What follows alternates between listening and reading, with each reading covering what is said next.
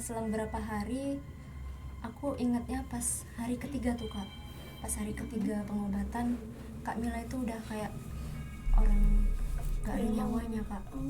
Kayak ya udah dia tidur aja, nggak pagi siang malam tuh nggak ada bangunnya, tidur aja. Tapi masih ada itu Masih napas kak, masih kayak tidur aja gitu, dibangun itu nggak bangun-bangun.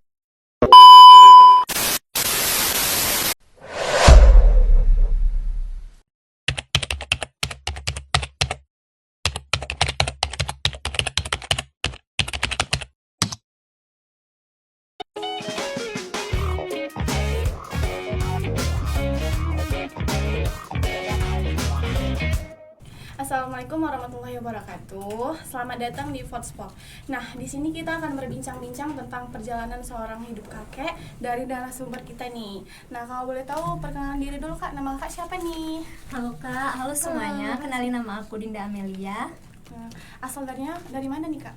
Asal aku dari Kisaran, Sumatera Utara. Halo warga Kisaran. Jauh ya kak? Iya kak. Umurnya berapa nih kak? Umur aku OTW 20 tahun sih kak tahun ini. Sama dong seumuran kita. Oh iya kak. Iya dong. Nah, kalau boleh tahu kesibukan kakak sehari-hari apa tuh kak?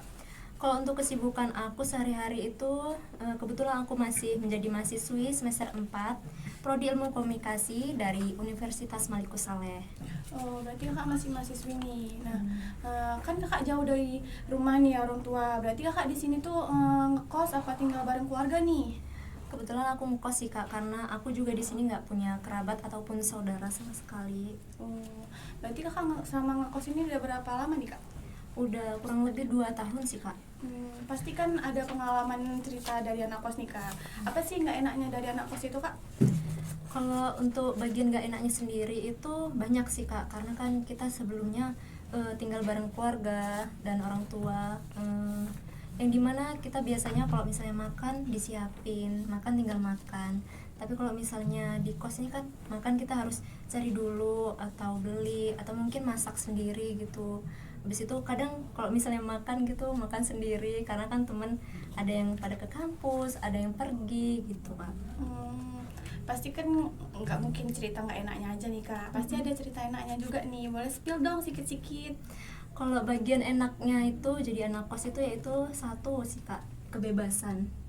Karena kan biasanya kalau di bareng orang tua itu kita tuh punya aturan gitu, yang dimana biasanya kalau misalnya kita kayak mau pergi kemana-mana nih, kita tuh harus ngabarin orang tua dulu, yang harus ditanya-tanya dulu tuh orang tua. Kadang kan orang tua protektif sih kak, cemas gitu ya, apalagi kita sebagai anak perempuan gitu. Jadi kalau misalnya kemana-mana tuh pasti selalu ditanyain kemana sama siapa gitu, dan pasti dibatasin juga waktunya kak. Kayak biasanya aku sendiri sih jam 9 tuh harus ada di rumah gitu kak. Tapi kan harus bisa ngejaga diri juga lah ya kak. Iya, apalagi pasti, kita ngerantau nih kan, jauh dari orang tua. Apalagi kita tinggal di Aceh ya kak ya, yang dimana ya, kotanya terkenal syariah banget gitu ya guys. Iya. Nah, ini kan bulan suci Ramadan nih. Gimana sih sama bulan suci Ramadan ini di sini gitu kak? Apalagi kan jauh dari orang tua gini, pasti kan ngerasain homesick banget gitu loh. Iya sih kak, ngerasain banget, malahan hampir setiap hari gitu. Apalagi yang baru pertama kali mungkin ngerantau atau jauh dari orang tua, ngerasain bulan Ramadan kayaknya sedih banget sih. Kayak kita sahur harus bangun sendiri, atau mungkin malamnya kita harus pasang alarm dulu gitu, yang mungkin kadang biasa kita kayak biasanya dibangunin, ini kayak bangun sendiri tuh kayak berat banget sih kak gitu. Sedih banget ya kak. Apalagi kalau misalnya sahur gitu kan kak, kalau misalnya makan gitu kadang aku masak nasi sendiri, terus kayak makan juga sendiri kayak lagu. Ya begitulah kak, kayak ngerasain tiap hari sedihnya dapet, tiap hari hampir nangis juga sih kak karena ngerasain jauh dari orang tua. Sabar ya kak, tapi kan bentar lagi nih katanya dengar-dengar mau ada libur lebaran nih, pasti kan pulang akan melepas rindu sama orang tua. Iya kak, jadi untuk liburan ini kayak kita tuh pergunakan waktu sebaik mungkin untuk melepas rindu kepada orang tua kita gitu. Gitu. Nah, dengar-dengar katanya ada cerita hal mistis nih tentang keluarga kakak. Boleh diceritain dong sama penonton-penonton sini, pengen denger nih ceritanya nih. Iya sih kak, kebetulan aku punya sedikit pengalaman cerita mistis dari salah satu keluarga aku, yaitu kakek aku sendiri, yang dimana kita kenalin dulu ya profil dari Boleh kenalin dulu. kakek aku sendiri. Nah, tapi disamarin ya kak namanya karena ini menyangkut privasi Iya. keluarga juga. Nah, kakek aku nih dulunya lahir di Jawa Tengah dan sekarang itu Asli orang sana ya kak?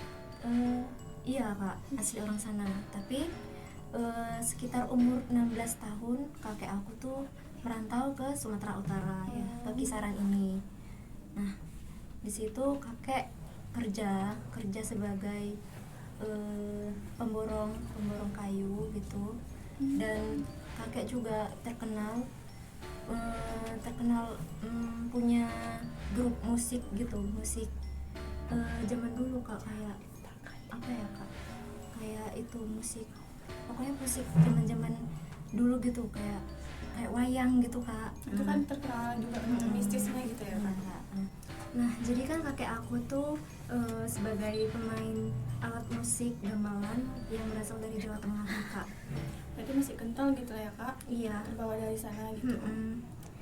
Apalagi kalau orang-orang dulu kan masih percaya sama yang namanya Hal-hal mistis gitu ya kak? iya, hal mistis kayak pegangan gitu. Nah, di situ kak, jadi kakek itu merantau lah ke kisaran. Lalu selama di kisaran itu kakek itu bekerja sebagai pemborong kayu gitu. Nah, pas kakek ini bekerja sebagai pemborong kayu sendiri itu, kakek itu punya sampingan, yaitu kayak jadi dalang wayang juga kakek juga bisa, terus main alat musik gamelan juga bisa. Jadi kayak kakek itu serba bisa, kayak multi talenta gitu kak. Jadi Terbawa dari kecil gitu ya kak? Semuanya bukan bisa. dari kecil juga sih kak, karena udah tradisi turun temurun. Karena tradisi dari keluarga kami juga masih kental sih kak. Terus? Lalu kakek ini dulunya bertemulah sama nenek, yang dimana nenek itu sebagai penjual tape yang ada di satu daerah. Nah, bertemulah kakek dengan nenek, lalu mereka mungkin cinlok gitu lah kak, gitu di situ. Cinlok gitu ya? Nah, jadi kakek ini dikaruniain 9 orang anak, yang dimana anak pertama itu laki-laki, anak kedua perempuan, anak ketiga laki-laki, anak keempat laki-laki, kelima perempuan, keenam perempuan, sampai ke-9 ke perempuan kak. Banyak ya kak? Iya, namanya juga orang dulu ya kak, banyak anak banyak rezeki. Bener tuh. Terus kakek ini di kampung terkenal kayak orang pintar, apa kalau bahasa istilahnya tuh opinion leader ya kak, kayak tetua adat di kampung. Nah, kakek itu juga salah satu orang yang mendirikan kampung tersebut kak. Wih. Jadi kakek itu disegani di kampung. Sama orang-orang juga kayak lebih dihormatin juga sih kak gitu. Nah, terus kakek itu terkenal katanya mempunyai ilmu, aku nggak tahu nih ilmu apa, karena aku juga nggak paham sama yang begituan. Jadi ilmu itu turun temurun apa memang dapat dari mana gitu? Turun temurun kak. Kebetulan turun temurun Karena berasal dari Jawa tadi gitu ya iya, kak? iya. Karena keluarga di sana gitu. Nah, kakek itu terkenal mempunyai sebuah kayak kemampuan sih, bukan kemampuan ya kak, kayak sebuah ilmu lah mungkin dibilangnya. Jadi kakek itu kayak kalau misalnya ada orang sakit nih kak, tetangga gitu. Berarti keahlian dalam mengobatin orang-orang gitu ya kak? Iya Pintar kak, gitu. bisa dibilang kayak gitu. Jadi orang-orang kalau misalnya sakit, kayak sakit sepele aja, kayak misalnya sakit lambung atau masuk angin gitu, orang-orang biasanya pergi ke rumah kakek gitu dan minta bantuan kakek untuk ngobati orang yang sakit tersebut gitu kak. Yang dimana sebenarnya sakitnya sepele, kayak sakit masuk angin mungkin, ya semacam itulah. Jadi kakek itu pasti ritualnya itu kayak ngambil satu gelas air, lalu kayak dibacain doa-doa gitu, terus nanti dikasihkan ke orang yang sakit tersebut. Lalu diminum. Nggak tahu ini kebetulan atau mungkin kuasa Allah, nggak tahu, memang besoknya sembuh kak. Kayak aneh aja gitu, tapi memang beneran nyata gitu, pernah aku lihat sendiri gitu kak. Bahkan ada tetangga aku yang katanya sih kayak sakit kena guna-guna gitu kak. Nah jadi dibawalah ke rumah kakek. Nah di situ kakek itu bilang dalam bahasa Jawa kayak gini, iku anakmu kena guna-guna. Kalau artinya itu anakmu kena guna-guna gitu. Nah jadi Cewek ya kak? Cewek kak. Nah jadi anak tersebut itu dibawa ke rumah kakek, terus dibilang kayak gitu, shock dong keluarganya. Karena gak pernahnya anaknya ini kemana-mana gitu kak. Kok bisa-bisanya anak ini kena guna-guna, padahal gitu. Anak ini terkenal kayak pendiam, gak pernah kemana-mana gitu. Anak baik-baik lah di rumah aja gitu. Iya kak.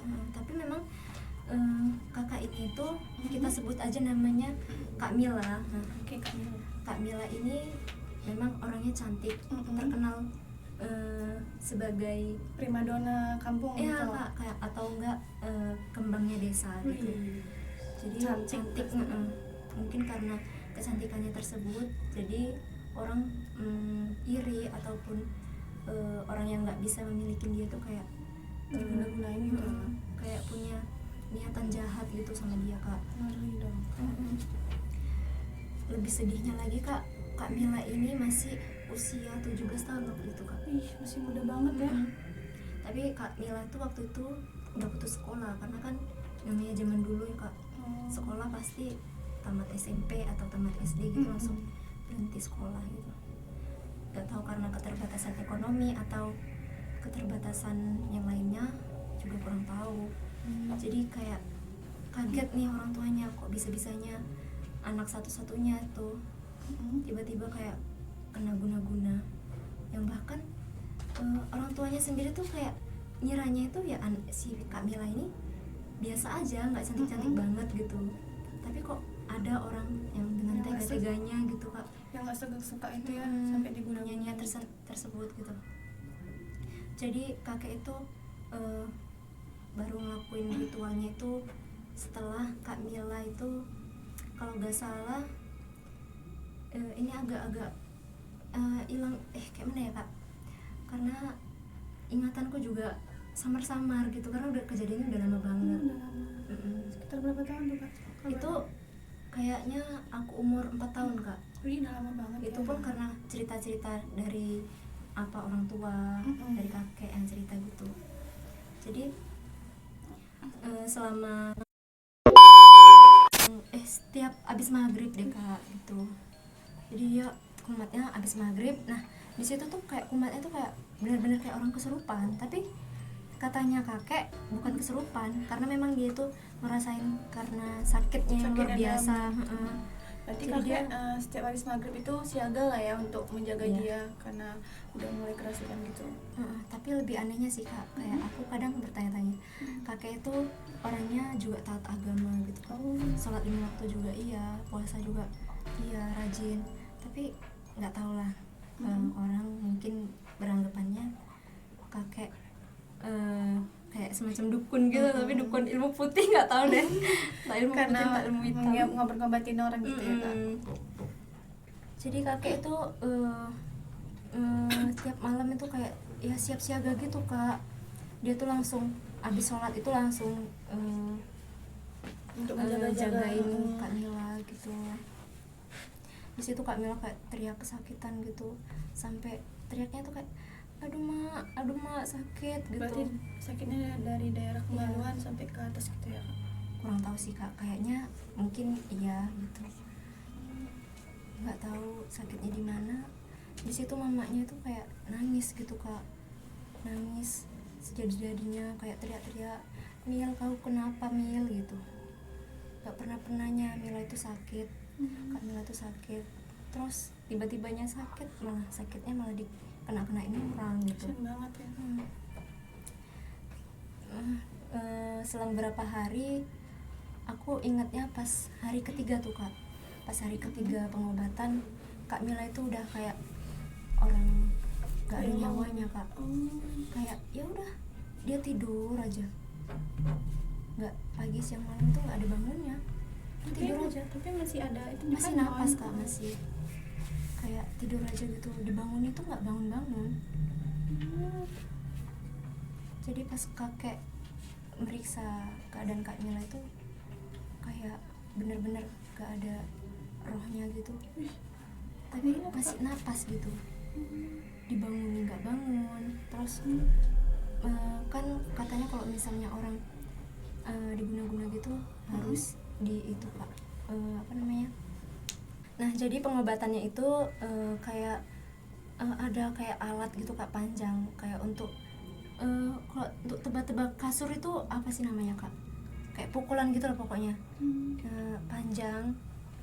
Nah itu dia itu pas mau diobati tuh kayak dipukul-pukulin ke setiap badannya, biar katanya sih jin-jin yang ada di yang bersarang di tubuhnya itu kayak kesakitan atau hilang gitu kak.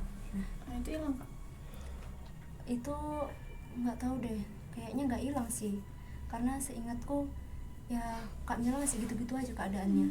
Sampai hari berikutnya juga Kak Mila masih tetap nggak bangun. Berarti kalau digituin hilang nanti balik lagi gitu ya kak?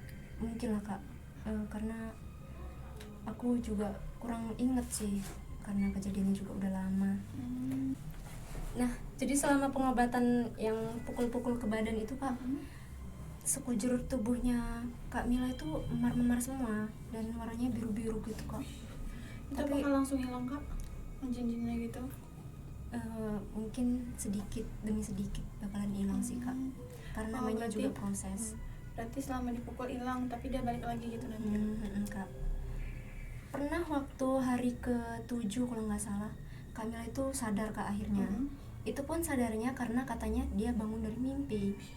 Oh berarti selama nggak sadar-sadar itu berarti dia mimpi tapi di alam lain gitu? Iya kak, kurang lebih gitu. Jadi Kak Mila ini nyeritain katanya selama dia mimpi itu dia katanya dikurung kak, dikurung di dasar laut kayaknya kalau nggak salah.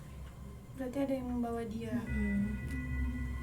Kayak rohnya dia itu, atau ya rohnya dia tuh kayak dibawa, nggak tahu deh. Berarti mimpi itu macam sebuah nyata lah ya kak, makanya dia nggak bisa balik. Mungkin sebagian orang nganggapnya kayak ini ceritanya banyak yang bohong, tapi kalau misalnya kita lihat sendiri di podcast orang, beneran kok ini ada kejadian nyata. Ya, dan aku bener, juga bener. ngalamin. Apalagi kakek dia ini memang berasalnya dari Jawa dan masih kental aku rasa ya dengan ya hal-hal mistis lah ya. Nah di situ Kak Mila nyeritain selama dia dikurung itu katanya dia disiksa kak. Itu tadi katanya, mohon maaf banget, kalau selama dikurung itu katanya dia diperkosa sama jin-jin itu? kurang lebih gitu loh kak. Katanya sih bukan berbentuk jin sih, wujud tersebut itu kayak ya orang biasa, kayak orang biasa, kayak wujudnya tuh ya manusia biasa, tapi katanya kupingnya tuh kayak kupingnya tajam gitu kak. Kakak pernah nengok film Avatar nggak sih? Oh pernah. Itu kupingnya kayak gitu kak. Serem ya? Tapi katanya wujudnya tuh ganteng kak, orangnya itu. Jadi selama diperkosa itu kak, katanya Kak Mila ngerasain sakitnya itu sakit banget gitu, kayak alat vital dia itu kayak udah rusak gitu karena berkali-kali gitu. Jadi ya di kehidupan nyata juga alat vitalnya Kak Mila juga Udah rusak ya? udah rusak, kayak udah busuk gitu. Bahkan kayak di punggungnya kayak ulat kecil gitu. Aku kadang kayak mikir kok ada kejadian kayak gini gitu, sampai mamanya Kak Mila sendiri nangis nggak berhenti nangis, nggak berhenti sholat untuk doain Kak Mila. Jadi selama Kak Mila mimpi itu, mamanya Kak Mila ini sendiri kayak nangis, pokoknya udah nggak bisa nangis lagi, kayak udah nggak ada tenaga lagi. Udah pasrah lagi. Iya, mamanya Kak Mila juga ngomong kalau bisa gantiin posisi juga nggak apa-apa, tukar posisi biar mamanya Kak Mila aja yang ngerasain gitu. Karena kan Kak Mila umurnya masih 17 tahun gitu, dia juga belum puas ngerasain masa dunia itu mudanya. gimana. Iya. Jadi selama dia cerita mimpi tuh mamanya nggak berhenti nangis sampai udahlah Mil, udah nggak apa-apa, mama aja yang ngerasain, udah kita tukeran posisi aja gitu. Sampai mamanya tuh bilang kayak gitu sendiri gitu. Semua orang pada nangis. Sekampung itu kan namanya orang kampung juga Kak, jiwa Kekeluargaannya Iya. masih kental gitu lah masih ya. iya, kayak semua orang tuh berdatangan, kayak nggak ada berhentinya orang datang itu ke rumah kakek untuk ngejengukin Kak Mila doang. Itu ngedoain ya. Bahkan selama pengobatannya Kak Mila sendiri itu, orang itu nggak berhenti ngaji, sholat, doain Kak Mila gitu supaya Kak Mila tuh dikasih kesembuhan. Dan tibalah di hari terakhir, yaitu hari ke-12, Kak Mila menghembuskan napas terakhir, dimana kejadiannya tuh waktu jam 4 pagi, waktu orang mau subuh, tapi pas mau dibangunin subuh gitu kan Itu Kak, kan dia menghembuskan napas terakhir itu posisinya ada orang nggak? Misalnya ada kakak di situ? nggak ada yang tahu Kak karena masih tidur semua. Oh berarti dia sendiri menghembuskan napas terakhir. Di situ Kak Mila badannya udah dingin, udah kaku, nggak tahu meninggalnya di pukul berapa, karena pas dilihat jam 4 itu badannya Kak Mila ini udah dingin, udah kaku, udah susah digerakin juga.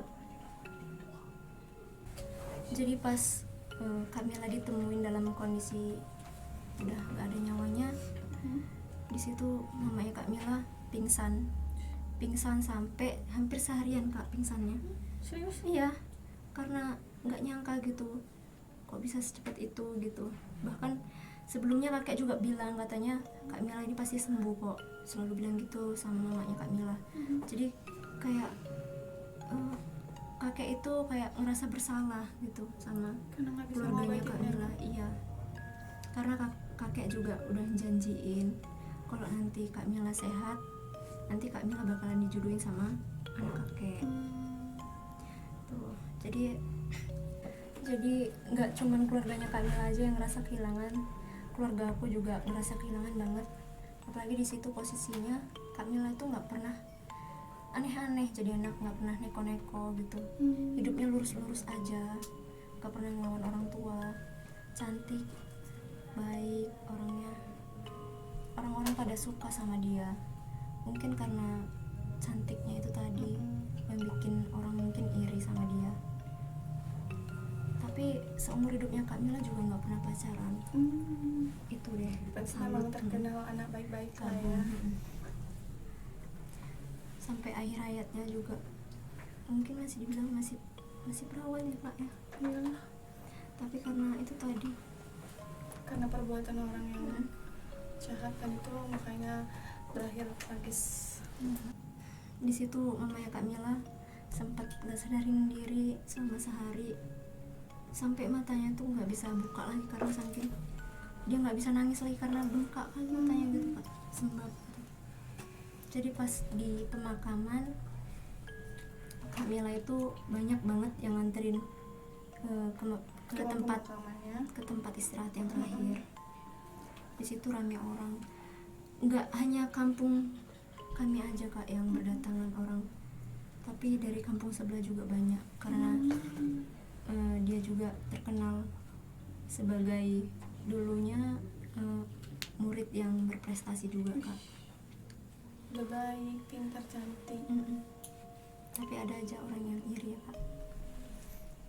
Zaman dulu loh ini, apalagi zaman sekarang.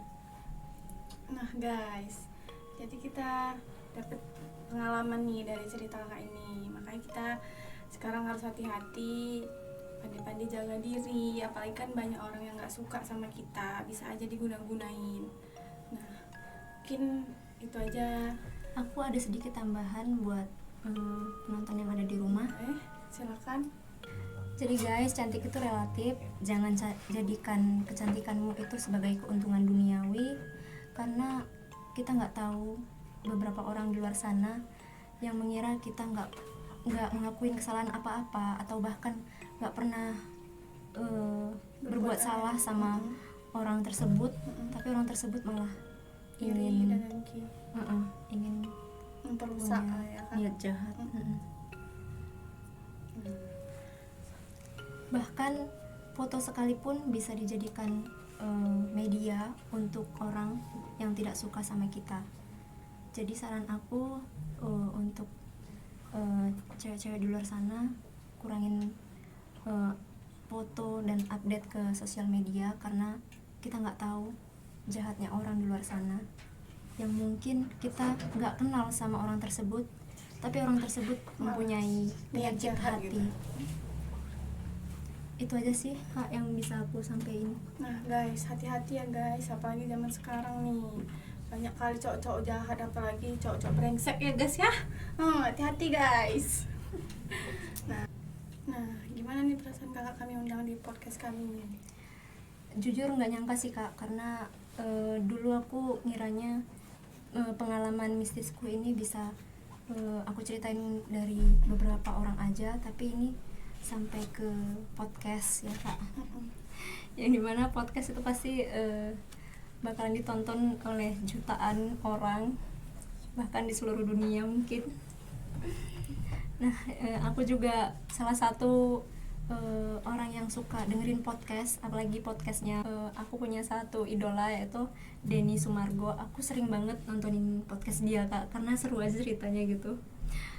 Berita-berita terkini itu pasti ada aja gitu, tamunya diundang gitu Kak. Jadi kita nggak perlu pro kesini atau kontra kesini, karena penjelasannya udah ada di podcast tersebut gitu. Iya Kak. Jadi nggak jerah lah ya untuk diundang sekali lagi di podcast kami. Kalau misalnya ada pengalaman cerita lagi mungkin bisa Kak. Nah guys, dari cerita pengalaman kakak ini kita bisa mengambil pelajaran nih dalam berhati-hati menjaga diri juga. Kan juga zaman semakin modern nih kan, ada orang yang nggak suka, ada orang yang suka, kan kadang ada yang iri dengki gitu loh. Apalagi sekarang terkenal yang namanya penyakit ain ya kan Kak. Bener. Nah dari cerita kakak ini bisa mau percaya ataupun enggak itu kembali dengan masing-masing kalian lah ya, para penonton lah ya guys ya. Nah dan juga dari pengalaman cerita kakak ini bisa diambil baiknya, dibuang buruknya, dan hati-hati lah ya guys ya. Buat kakaknya terima kasih juga sudah jauh-jauh datang ke podcast kami, dan maaf mungkin nggak sesuai ekspektasi kakak. Apa-apa Kak. Oke, terima kasih ya Kak.